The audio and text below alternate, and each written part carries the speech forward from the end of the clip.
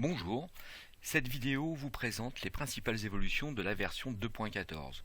Nous aborderons l'archivage de commandes, joindre des documents à vos devis, et enfin générer des lignes commentaires pour améliorer la présentation de vos devis. Première nouveauté, commande archivée. Jusqu'à présent, l'encours des commandes reprenait la liste de l'ensemble des commandes. Pourtant, après quelques mois d'utilisation, certaines commandes n'avaient plus cours. Les raisons sont multiples, commande annulée, litige avec le client, erreur, etc. Maintenant, vous pouvez les retirer. Donc, voyons ensemble comment cela se passe. Nous allons dans le menu commande, choix, modification. On sélectionne la commande que l'on souhaite archiver. On va prendre la 288.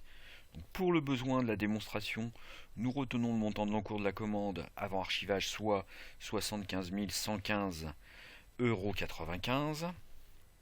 Nous sélectionnons l'onglet Information commande. Et là, il nous suffit simplement de cocher la case de couleur orange intitulée Archiver. Pour valider ce choix, on enregistre. Petite précision, une fois archivée, la commande sera réputée fermée et ne pourra plus être ni rappelée ni modifiée. Pour ceux qui utilisent la saisie des heures, les compteurs de saisie seront également fermés. Vous le constatez, MyGestion actualise le tableau des encours de commande. Il est passé maintenant à 74 240,95 centimes. Dernière précision, vous avez la possibilité de consulter les commandes archivées en les listant, bien entendu, depuis le menu commande, choix, commande validée, archivée, pardon. Et nous avons effectivement tout l'historique et le détail des commandes que nous avons archivées. Abordons la seconde nouveauté, joindre tout type de documents à vos devis. Vous nous avez demandé de pouvoir mieux personnaliser vos devis en joignant des documents type fiche technique, conditions générales de vente, exemple de réalisation. Dorénavant, cette option est disponible dans la version 2.14 de MyGestion. Voyons ensemble comment procéder. Depuis le menu devis, choix, modification, nous sélectionnons un devis au choix et nous allons directement dans le dernier onglet intitulé Fichier. La fenêtre nous invite naturellement à ajouter un fichier avec le bouton plus. Nous choisissons le fichier que nous souhaitons joindre, sélectionner, ouvrir, éventuellement inscrire un commentaire pour préciser les informations du contenu de fichier. Pour terminer l'opération, il nous suffit de activer l'option joindre ou ne pas joindre. Là est la question, vous me direz, ce fichier au mail. Alors, petite précision, les principaux formats de fichiers sont acceptés, .jpeg, .xls, .pdf, .doc et bien d'autres. Vous devez quand même rester vigilant sur le poids des fichiers téléchargés pour éviter des lourdeurs de traitement. Donc on lance la jonction, le téléchargement est terminé. Vous pouvez voir que sur la colonne mail est affichée l'option retenue pour chaque fichier.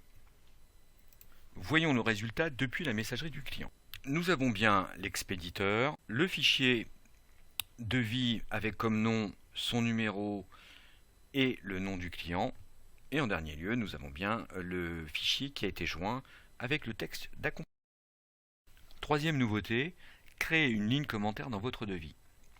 Voici une nouvelle manière d'agrémenter votre présentation de devis. Désormais, vous pouvez espacer vos lignes de devis en créant des commentaires. Regardez l'exemple. Nous avons inséré ici une ligne pour préciser une certaine option.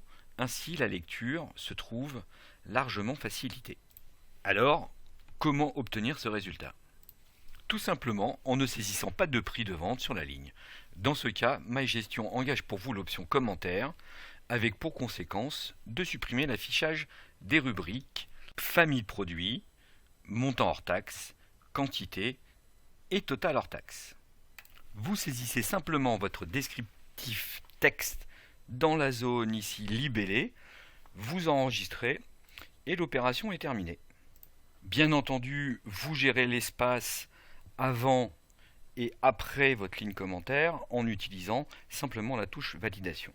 Petite précision, vous pouvez choisir n'importe quelle famille de produits, cela n'a pas d'effet d'affichage.